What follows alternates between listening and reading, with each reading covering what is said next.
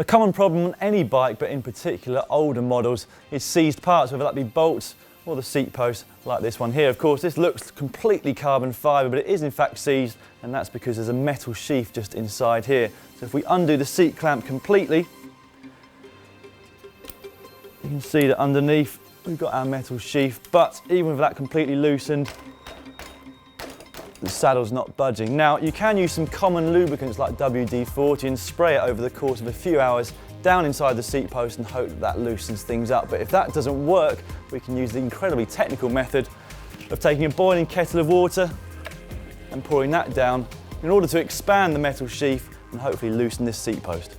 Put the bike on its side over a bucket and then apply the boiling water around the top of the seat tube, making sure that you do it on both sides. It's probably not going to free it up straight away, so you'll need to keep repeating this for a while. You can also combine this with lubricant to help the process.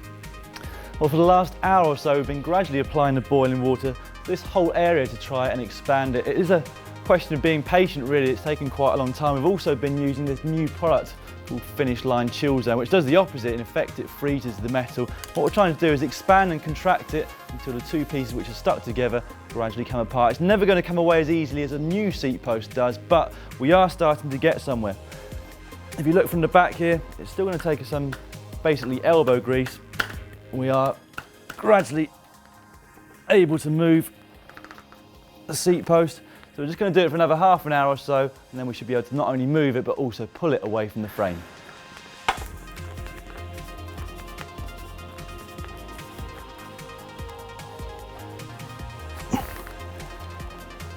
Right, well, we finally got it out. And I say we because it took a couple of grown men with some proper muscles to help me get it that last little bit. And of course, we don't want this to happen again. There are some carbon seat posts which you need to apply special things to stop them slipping, but in this case it was so tight in there we want to stop it seizing up again. So we're going to use some anti-seize paste, some specialist stuff from Shimano. We don't want to apply it to the seat post itself because then when you push it into the frame it all gets moved up and it's not all the way around. So we're going to apply this inside the seat tube. Before we apply the anti-seize paste and put the seat post back in, we want to make sure that all of the surfaces are clean. And for this, it's best to use some high quality degreaser on both the inside of the seat tube and the seat post itself. Then put the anti-seize paste around the inside of the seat tube using your finger to make sure it's evenly applied as far down as you can reach. Once you've done all that, it's simply time to put the seat post back in to the correct height.